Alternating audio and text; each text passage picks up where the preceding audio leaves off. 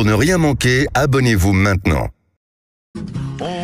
Eh oui, on peut se poser la question, c'est vraiment lié à l'autre histoire. On devient une espèce de société où on ne peut plus rien dire. Si vous êtes étiqueté, ce qui compte, c'est l'étiquette. Et là, il y a un exemple, je dirais presque zoologique. Quand on a écouté au micro de BFM TV une journaliste de Libération, effectivement, Bernadette Sauvager, on a parlé du petit Émile. Vous savez, c'est terrible, ce petit enfant on a tous vu, ce mignon petit enfant. Cela fait 2 mois qu'il a disparu dans le hameau du Haut-Vernay, dans les Alpes de Haute-Provence. L'enquête suit son cours. On espère effectivement que rien de grave ne lui est arrivé, bien sûr.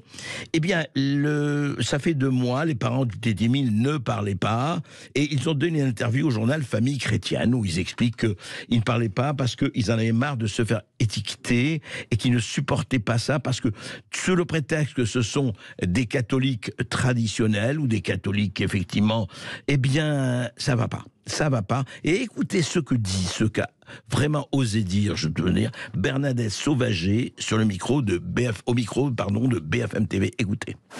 Il y a un certain malaise autour de leurs convictions catholiques, parce que ce ne sont pas des catholiques, on va dire, ordinaires, malgré tout. D'ailleurs, ils reconnaissent qu'ils sont liés à des organisations catholiques que l'on peut qualifier d'extrême droite.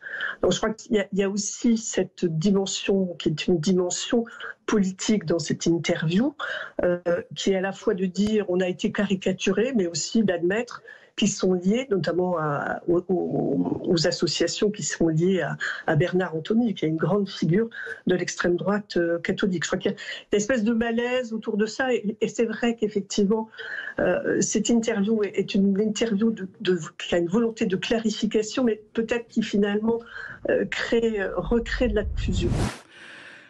C'est le malaise, il est où ? Il est où le malaise ? Il est où ? Et la confusion, elle est dans quelle tête ? Alors, si je comprends bien, ce ne sont pas des catholiques ordinaires, ce sont des catholiques, d'après Madame Sauvager, ils sont alliés en tout cas, ils suivent la mouvance d'extrême droite. Voilà. Ça veut dire que le petit Émile, c'est pas un citoyen ordinaire, le petit Émile. Il est dans une famille de catholiques pas ordinaires. Donc, il est un citoyen, allez, elle le dit pas comme ça, mais c'est moins intéressant que si c'était un citoyen soit des cités, soit un citoyen du progressisme et de la woke. Là, ça irait très bien. Là, on serait tous en train de dire c'est pas possible, comme ce qui s'est passé avec un certain nombre de gens même. Regardez ce qui s'est passé avec Lola, déjà, hein. Ça s'est calmé, Lola, alors, torturé, massacré, etc. Eh bien, le petit Émile, j'espère qu'il ne lui arrivera rien et qu'il ne lui arrive rien, mais c'est extraordinaire.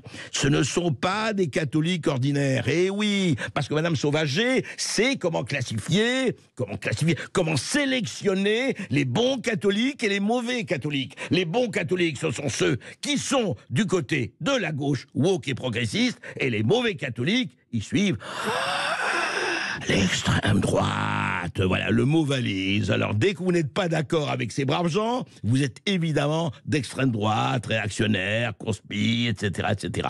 Hallucinant. C'est-à-dire qu'ils ne voient pas eux-mêmes, cette Bernadette Sauvager, qu'elle a un raisonnement stalinien complet. C'est vraiment l'URSS. C'est vraiment l'idéologie. Voilà, vous n'êtes pas d'accord, mais c'est quoi ça? Et Voltaire, vous connaissez Voltaire, Madame Sauvager? Vous savez ce qu'il disait? Je ne suis pas d'accord avec vous, mais je suis prêt à me battre jusqu'au bout pour que vous puissiez vous exprimer.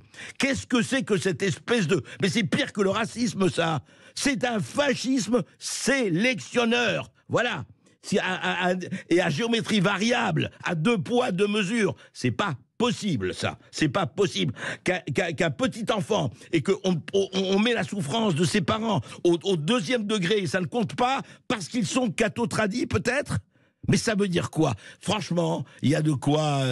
allez, j'allais employer un très mauvais mot, mais s'il y a de quoi s'indigner, je crois qu'il y a de quoi gerber. Pardon de le dire, mais je le dis.